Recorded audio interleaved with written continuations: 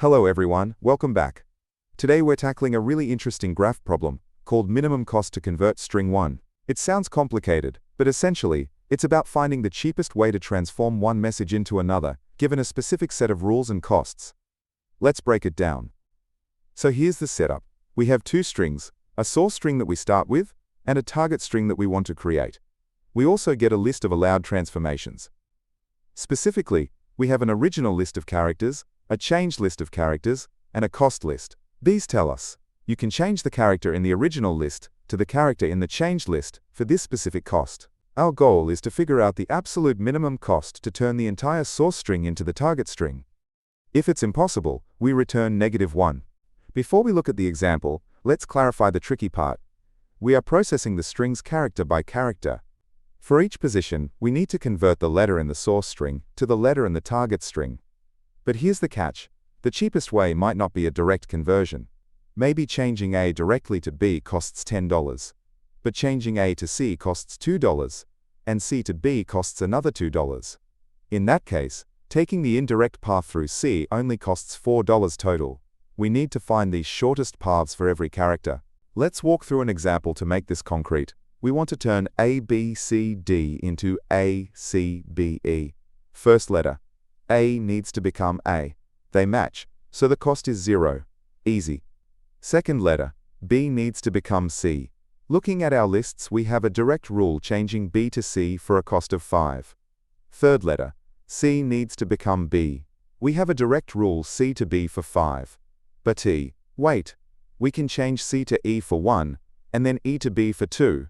That totals 3, which is cheaper than 5. So we take the path C to E to B. Fourth letter.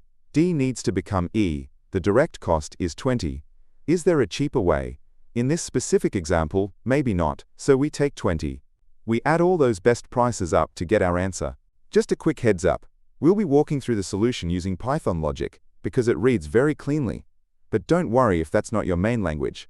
I'll be showing the full, ready-to-run code for Java, C++, and JavaScript towards the end of the video, so stick around for that. The first approach in the editorial is using Dijkstra's algorithm. The intuition here is to treat the characters A through Z as nodes in a graph. The conversions we are given act as directed edges with weights equal to the cost. Since we need the minimum cost to get from one character to another, this is literally a shortest path problem. We can run Dijkstra's algorithm, starting from each character present in our source string, to pre-calculate the cheapest way to reach any other character. Before we get into the code, let's talk about the real reason people fail at Leetcode. It's not because they can't reverse a linked list. It's because they break their daily streak. I built my daily to-do specifically to solve this. You can set Solve Daily Leetcode as a routine task. This means it reminds you to complete your routine tasks every day. It's a dedicated system to force you to be consistent, which I also use to remind myself to upload these videos every day. If you're watching this channel, you're trying to improve, so this tool makes sure you actually show up to do it. I also want to be 100% transparent about how this app will grow. I am an indie developer, not a big corporation. I will never take away a free feature you already use. Core features like repeating tasks remain free forever. However, as I add new server-heavy features, they will be part of the premium plan to help cover the costs of running the app.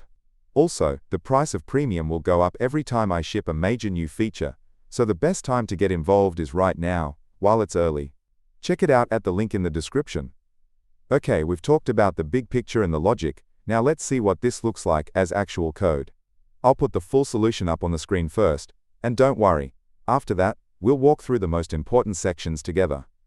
Alright, here's the full Python code for the Dijkstra approach. It might look a bit long because of the helper function, but the logic is straightforward. We build a graph, run the shortest path algorithm for every letter, and then calculate the total. Let's break it down piece by piece. First things first, we need to represent our connections. We create an adjacency list. We have 26 lists, one for each letter of the alphabet. We loop through our input arrays.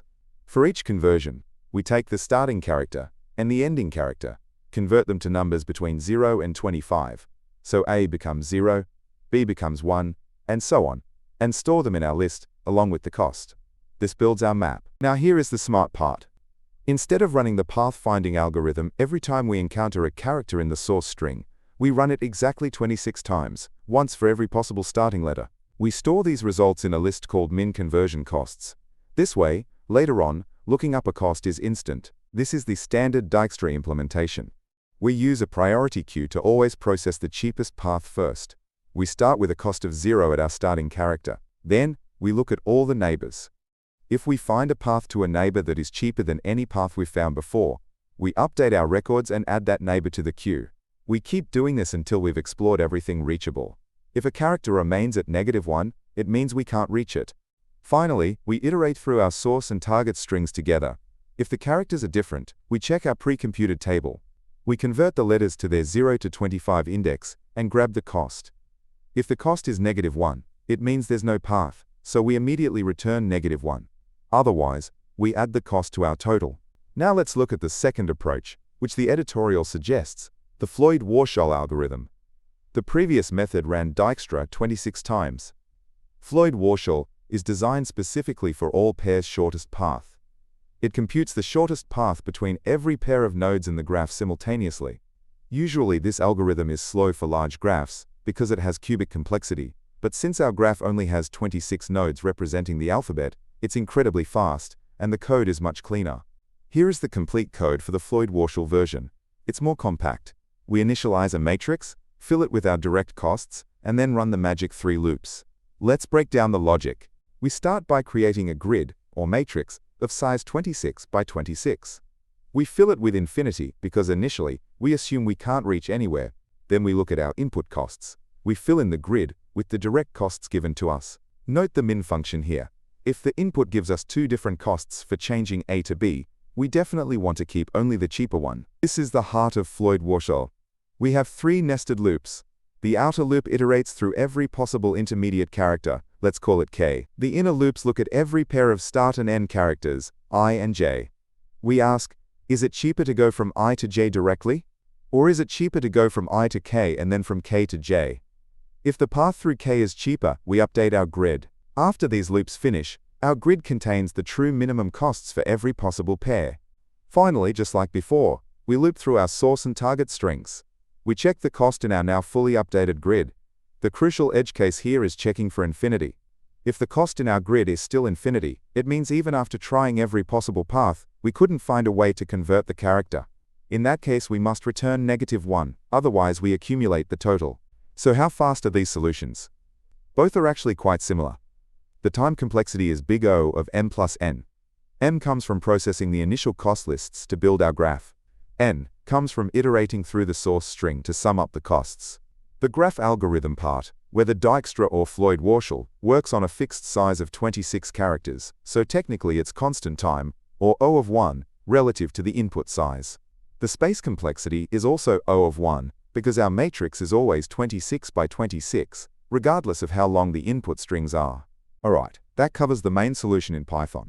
As promised, for those of you who code in other languages, I'm about to show the full solutions for Java, C++, and JavaScript. I won't be breaking these down, so just pause the video on your language of choice to check it out. Alright, as promised, here is the full solution in Java. Note that we use long for the cost array to avoid integer overflow, just in case. You can pause the video here to take a closer look. Next up, here is the C++ version of the solution. We use long and LLONG-max here for the same reason, to handle potential overflows safely. Feel free to pause and review the code. And finally, here is the solution in JavaScript. We use infinity and character codes to manage the mapping. Hopefully, seeing it in a few different languages helps solidify the concepts. So let's wrap it up. We modeled this problem as a graph where characters are nodes. We realized that since the graph is tiny, only 26 nodes, we could use powerful algorithms like Floyd-Warshall to pre-compute the cost of every possible conversion. This turned a potentially complex pathfinding problem into a set of simple dictionary lookups. Also, if you're looking for even more Leetcode problems beyond the daily challenge, I've started a second channel called Leetcode Unlocked. It's where I'll be posting solutions to a ton of other problems, so if you're serious about your interview prep, be sure to check it out. The link is in the description below. Hope this Leetcode solution breakdown made sense. If it helped, give that like button a click, maybe subscribe for more, or drop a comment if you have questions. Make sure to turn on the notification bell so you know straight away when I upload a video because I upload videos daily. If you want to support the channel, a few people have asked how I plan my solutions. I'm a big fan of sketching out the logic and data structures on a tablet before I code. It really helps. I've put affiliate links in the description to the tablet I use and a few other good options. Using those links doesn't cost you anything extra but really helps me out. Or, if you're feeling generous, there's always the Boba Fund. Keep coding, and I'll catch you in the next one.